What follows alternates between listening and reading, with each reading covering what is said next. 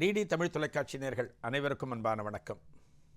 எத்திக்கும் தித்திக்கும் முருகா நிகழ்ச்சியில் ஒரு 4 கோவில்கள், அதாவது ஒரே மையப்புள்ளியை இந்த 4 கோவிலுக்கும் பொருத்தி பார்க்கலாம். அதை பற்றி தான் நம்ம பார்க்குறோம். சிக்கல், எட்டுக்குடி, எண்கண், புறவாச்சேரி. இந்த சிக்கல் கோவிலுக்கு முருகப்பெருமான் திருவடிவத்த முத்தரசன்கிற சிற்றரசன் சில்பா சில்பி அப்படிங்கிற ஒரு சிற்பிகிட்ட கொடுத்து பண்ண வச்ச கதையை நம்ம பார்த்தோம். அந்த சிற்பமானது வெகு தத்துரூபமாக காணப்பட்டது. அதாவது மயில் மேலே முருகப்பெருமான் அமர்ந்திருக்கிறான், 6 முகங்களோடு அமர்ந்திருக்கிறான். ரொம்ப தத்துரூபமாக அந்த சிற்பம் காணப்பட்டதாக அந்த ஊரில் இருக்கிற அத்தனை பேரும் பேசுகிறார்கள். இது இந்த முத்தரசன் காதுகளுக்கு வருகிறது. முத்தரசன் என்ன நினைக்கிறான், இதை போன்ற ஒரு சிற்பத்தை எதிர்காலத்தில் இந்த சிற்பி பண்ணக்கூடாது. எதிர்காலம் என்ன பேசணும், இப்பேற்பட்ட அற்புதமான ஒரு சிற்பத்தை இந்த முத்தரசன் சிக்கல் திருத்தலத்தில் பிரதிஷ்டை செஞ்சான் அப்படின்னு அவனுக்கு பேர் கிடைக்கணுங்கிறதுக்காக அந்த சில்பா சில்பி கிட்ட சொல்கிறான், அந்த ஸ்தபதி கிட்ட சொல்கிறான், நீங்கள் என்ன பண்ணணும், இந்த பேர் எனக்கு நிலைக்கணும் அப்படின்னா இனிமேல் எந்த விதமான சிற்பத்தையும் நீங்கள் செய்யக்கூடாது அப்படிங்கிறார். துடிச்சு போகிறார் சிற்பி. அவருடைய தொழிலே என்ன, சிற்பங்கள் செய்வது. ஒரு ஆலயத்தில் தெய்வ வடிவங்களை பிரதிஷ்டை பண்ணுறதுக்கான வேலைகளை செய்கிறது தான் அவருடைய முக்கியமான பணி. அவர்கிட்ட போய் சிலை செய்யக்கூடாதுன்னு என்ன ஆகும், தவிச்சு போகிறார். ராஜா, எனக்கு வேற ஏதான தண்டனை கொடுங்க, சிலை பண்ணக்கூடாதுன்னு எனக்கு சொல்லாதீங்க ராஜா, என்னால் தாங்க முடியலை அப்படிங்கிற. இல்லை நீங்கள் பண்ணக்கூடாது அப்படின்னு சொல்லிட்டு தனது பணியாட்கள் வீரர்கள் சில பேர் அழைச்சி அவர்கள் காதில் முத்தரசன் ஒன்று சொல்கிறான். அந்த பணியாளர்களும் திகைத்து போகிறார்கள். படை வீரர்கள், ராஜா அப்படிங்கிறான், போங்க போங்க, நான் சொன்னதை பண்ணுங்க, என்னுடைய உத்தரவு அப்படிங்கிறான். அந்த பணியாளர்கள் போகிறார்கள், படை வீரர்கள் போகிறாங்க. அங்கே பார்த்தீங்கன்னா அந்த சில்பா சில்பி ஸ்தபதி தகச்சு போய் நிற்கிறார். என்ன ஆகப் போகிறதோ, அடுத்து என்ன நடக்கப் போகிறதோ, இந்த ராஜா இப்படி ஒன்று சொல்லிட்டானேன்னு நிற்கிறார். இந்த வீரர்கள் போனாங்க இல்லையா, அவங்க என்ன பண்ணுறாங்க, அந்த சில்பா சில்பியோட 2 தோள்பட்டையும் பிடித்து கொள்கிறார்கள். ஒரு வலிமையான ஒரு பலத்தோடு பிடித்து கொள்கிறார்கள். அப்படி பிடிச்ச உடனே தவிக்கிறார் சில்பா சில்பி. ஆஹா, என்ன நடக்கப் போகிறதோன்னு தவிக்கிறார். இந்த முத்தரசன் ஜாட காமிட்டுறான். நான் சொன்னதை பண்ணுங்க அப்படிங்கிறான். ஒரு படைவர் என்ன பண்ணுறார், அவருடைய கையை பிடிச்சிக்கிறார். யார், சில்பா சில்பியோட கையை பிடிச்சி இந்த கட்ட விரல் இருக்குது பார்த்தீங்களா, அந்த கட்ட விரலை ஒரு கூர்மையான ஒரு கத்தியால் கட் பண்ணுறார். கட்ட விரல் அருந்து கீழ்விழுறது, ரத்தம் கொப்பளிக்கிறது. இதை பார்த்த உடனே ஸ்தபதி துடிச்சு போகிறார். அதாவது ஒரு சிற்பத்தை பண்ணின எனக்கு நீங்கள் வெகுமதி தரலன்னா கூட பரவாயில்ல, பாராட்டலைன்னா கூட பரவாயில்ல, இப்படி கட்ட விரலை கட் பண்ணிட்டீங்களே, இந்த விரலை வெட்டி விட்டீர்களே, இந்த விரல் இல்லைன்னா நான் எப்படி உளியை பிடிப்பது அப்படிங்கிற. ஒரு சிற்பம் செய்கிறதுக்கு உளியை இப்படி பிடிக்கணும், இப்படி தான் வச்சு அடிப்பாங்க. இந்த கட்ட விரலே போயிடுச்சு. அவர் சொல்கிறார், இந்த கட்ட விரலை இப்படி பண்ணிட்டியேன்னு தவிக்கிற போது இந்த முத்தரசன் சொல்கிறான், கொஞ்சமும் மனிதாபிமானம் இல்லாமல் சொல்கிறான், இந்த கட்டவிரல் தானே ஒளியை பிடிக்குது, நீங்கள் இனிமேல் எந்த சிற்பமும் பண்ணக்கூடாதுன்னா இதை தவிர எனக்கு வேறு வழி இல்லை, என்னை மன்னிச்சுடுங்க ஸ்தபதியாரே அப்படிங்கிறான். இங்கேருந்து கிளம்பிட்டார். மிகுந்த மனவேதனையோடு தன்னுடைய சிற்பச்சாலை வெண்ணாற்றங்கரைக்கு வருகிறார். அங்கே படுக்கிறார், அசதியில் படுக்கிறார். முருகா, என்னென்னவோ கிடைக்கும்னு நினச்ச அரண்மனைக்கு போனால் எனக்கு இப்படிப்பட்ட ஒரு தண்டனையை கொடுத்துருக்கியே, உன்னோட சிற்பத்தை வெடிச்ச எனக்கு நீ கொடுக்குற பரிசு இதுதானா, வெகுமதி இதுதானா? எங்களுக்கெல்லாம் 2 கண் இருக்குது, உனக்கு 12 கண் இருக்குது. ஆறுமுகன்னா 12 கண். 12 கண் இருந்தும் நீ இந்த காட்சியை வேடிக்கை பார்த்துருக்கியே, என்னே கல் மனசு உனக்கு இருக்க முடியும்?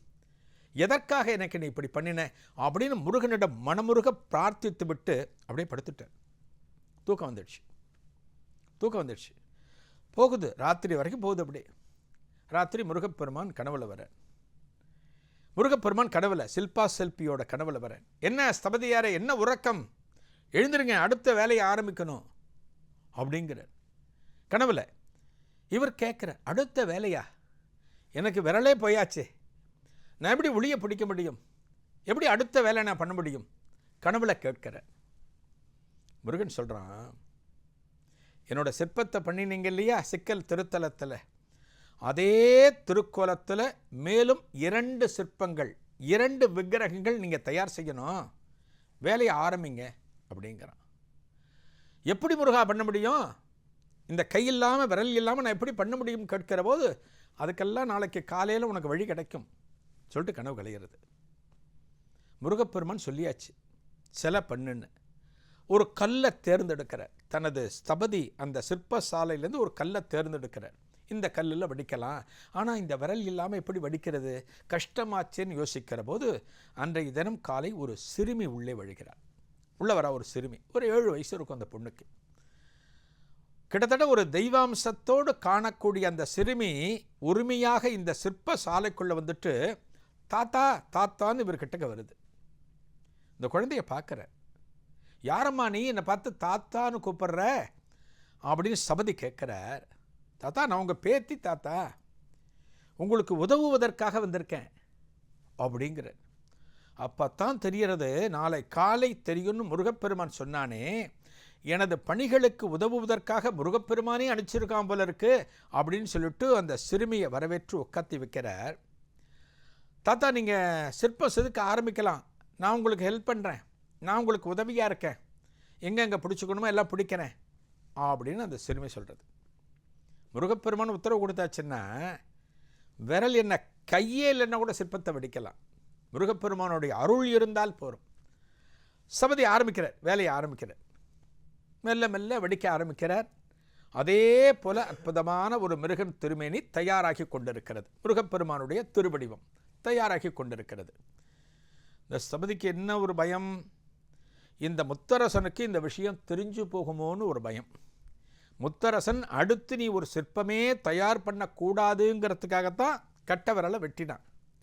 ஆனால் நம்ம ஒரு விக்கிரகத்தை தயார் செய்து கொண்டிருக்கிறோம், இது அவனுக்கு தெரியக்கூடாதுன்னு ரொம்ப ஜாக்கிரதையாக தயார் செய்கிறார்.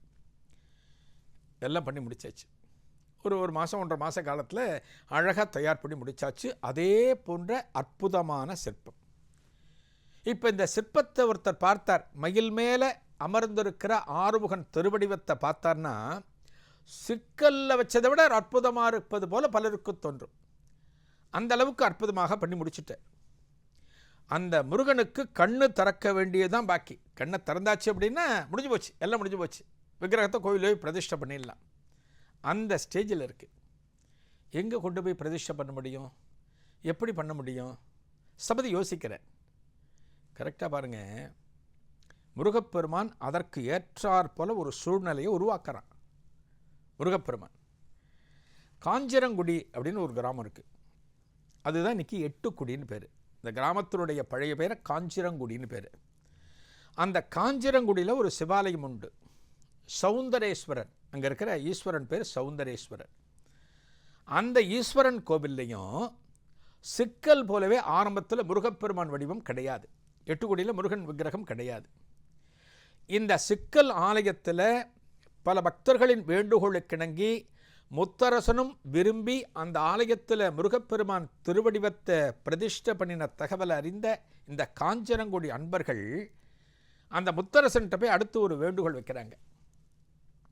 ராஜா, எப்படி நீ சிக்கல் கோவிலில் முருகப்பெருமான் திருவடிவத்தை பிரதிஷ்டை பண்ணியோ அதே போல் இங்கே காஞ்சிரங்குடி கிராமத்திலையும் இந்த சௌந்தரேஸ்வரர் ஆலயத்தில் முருகப்பெருமான் திருவடிவத்தை நீதான் வைக்கணும் அப்படிங்கிறாங்க. ராஜா ஏற்றுக்கிறான். ஒரு மக்கள் சொல்லியாச்சுன்னா அந்த கோரிக்கையை ராஜா ஏற்றுக்கணும்.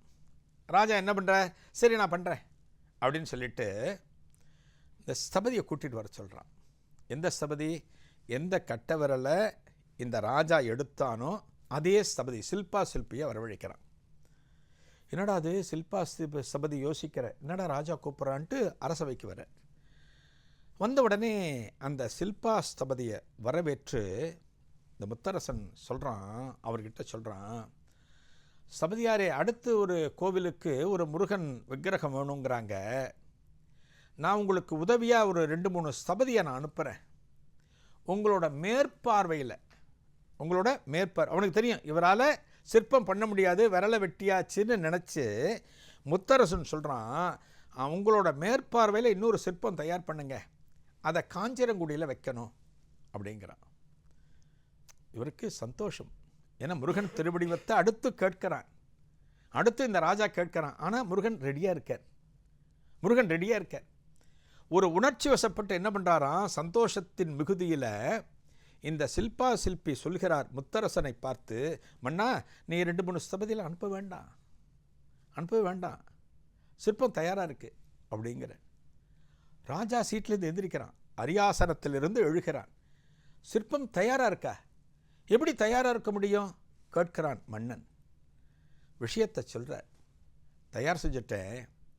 ஒரு ஸ்தபதி ஆகிய நான் காலம் முழுக்க விக்கிரகத்தை தயார் பண்ணணும்னு முருகப்பெருமான் ஆசைப்படுகிறான் போல இருக்கிறது. அதனால் நான் இன்னொரு சிற்பத்தையும் தயார் பண்ணிட்டேன், ரெடியாக இருக்கேன். அது கண்ணு திறக்க வேண்டியதான் பாக்கி. கண்ணை திறந்தாச்சுன்னா பிரதிஷ்டை பண்ணலாம். நீ பார்க்குறதா கூட என்னோடய சிற்பசாலைக்கு பார்க்கலாம் அப்படிங்கிறார் ஸ்தபதி. ராஜாவுக்கு திகைப்பு. என்னடா அது, நம்ம இவ்வளவு சொல்லியும் கட்டவரலை எடுத்தும் இவர் ஒரு விக்கிரகத்தை பண்ணியிருக்காருன்னா அது எப்படி இருக்கும் அப்படிங்கிறதுக்காக மந்திரிகளோடு வருகிறான், சிற்பசாலைக்கு வருகிறான். பார்க்குறான், ராஜா ஆச்சரியப்படுறான். அந்த சிற்பத்தை இப்படியும் அப்படியும் அசைந்து பார்க்கிறான். எப்படி இத்தனை தத்துரூபமாக உங்களால் வடிக்க முடிகிறது அப்படின்னு ஆச்சரியத்தோடு அவர்கிட்ட கேட்குறான்.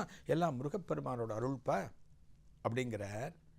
ஸ்தபதி சொல்கிறாராம், மன்னா இந்த சிற்பம் உயிர்த்தெழுவது போல எனக்கு தோன்றுகிறது.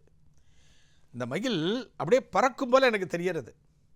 இந்த முருகப்பெருமான் மயிலோடு பறந்து சென்று விடுவானோ அப்படின்னு எனக்கு அச்சமாக இருக்கிறது. அந்த அளவுக்கு தத்துரூபமாக இந்த சிற்பம் அமைந்து விட்டதுன்னு சொல்கிறார். யார்? ஸ்தபதி. ராஜா பார்க்குறான் ஏளனமாக, என்ன சிற்பியாரே, உங்களை பற்றி நீங்களே உங்கள் பெருமையை அதிகம் பேசிக்கொள்கிறீர்களோ? உங்களை பற்றி நீங்களே ரொம்ப பெருமையாக பேசுகிறீங்களே. ஒரு சிற்பம் எந்த காலத்தில் பறந்திருக்கிறது? அது மயிலாக இருந்தாலும் புலியாக இருந்தாலும் எலியாக இருந்தாலும் எப்படி ஓடி இருக்கிறது? சிற்பம்தான். உங்களை பற்றி ரொம்ப கற்பனை பண்ணிக்காதீங்க அப்படிங்கிறான் முத்தரசன். முடிஞ்சு போச்சு. சரி, கோவிலுக்கு எடுத்துகிட்டு வாங்க. எங்கே? காஞ்சிரங்குடி. அந்த காஞ்சிரங்குடி கிராமத்திற்கு அங்கே எழுந்தருளியுள்ள ஆலயத்திற்கு கொண்டு வாங்க. அங்கே கண்ணை திறந்து இதை பிரதிஷ்டை பண்ணி ஒரு கும்பாபிஷேகத்தை பண்ணிடலாம் அப்படின்னு முத்தரசன் சொல்கிறான். உடனே என்ன பண்ணுறார் ஸ்தபதி? என்ன பண்ணுறார்? இந்த விக்கிரகத்தை காஞ்சிரங்குடி கிராமத்தில் இருக்கக்கூடிய சௌந்தரேஸ்வரர் ஆலயத்திற்கு எடுத்து செல்கிறார். கோவிலுக்கு வெளியில் வச்சு ஒரு மண்டபத்தை போட்டு இதற்கு கண்ணு திறக்கணும். ஒரு ஸ்தபதி சிற்பத்தை பண்ணி முடிச்சிடுவார், கை கால் எல்லாத்தையும் பண்ணிவிடுவார். இந்த கண்ணு திறக்கிறது இருக்குது பார்த்தீங்களா, அது மட்டும் கடைசி நிமிஷத்தில் தான் கண்ணை திறப்பாங்க. இந்த கண்ணு திறக்கிறதுங்கிறது அத்தனை முக்கியமான நிகழ்ச்சி. ஒரு ஸ்தபதி கண்ணை திறக்கிறார் அப்படின்னா அதற்குரிய பக்குவங்கள், அதற்குரிய விரதங்கள் எல்லாவற்றையும் மேற்கொண்டு அந்த சிலையினுடைய அந்த விக்கிரகத்தினுடைய 9 பகுதிகளில் பூஜை பண்ணணும். அந்த விக்கிரகத்தினுடைய 9 இடத்துல பூஜை பண்ணி அதன் பிறகு பகவானை பிரார்த்தனை பண்ணி தங்க ஊசியால், நல்ல கவனிங்க, தங்க ஊசி அதால்தான் அந்த கண்ணை திறக்கணும். அந்த கண்ணை திறக்கிற நிகழ்ச்சிங்கிறது அத்தனை முக்கியமானது. ஒரு குழந்தை பிறந்தாச்சு அப்படின்னா இந்த குழந்தைக்கு கை கால் எல்லாவற்றையும் விட நம்ம கண்ணத்தை முதல்ல பார்ப்போம். இந்த கண்ணை திறந்து குழந்தை பார்க்கும் பாருங்க. ஏன்னா அப்போ தான் வெளி உலகத்திற்கு வந்திருக்கிறது. வெளிச்சம் அப்போ தான், அந்த கருவறைக்குள்ளே இருந்த அந்த குழந்தைக்கு வெளிச்சம் அப்போ தான் கிடைக்கிறது. அந்த கண்ணை திறந்து பார்க்கிற போது பெற்றோர்களுக்கும் முதியோர்களுக்கும் அத்தனை சந்தோஷம் காணப்படும். அதுபோல் ஒரு விக்கிரகத்திற்கு கண் திறப்பது முக்கியம். இதன் தொடர்ச்சி என்ன? நாளைய எத்திக்கும் தித்திக்கும் முருகா நிகழ்ச்சியில் காணலாம். நன்றி, வணக்கம்.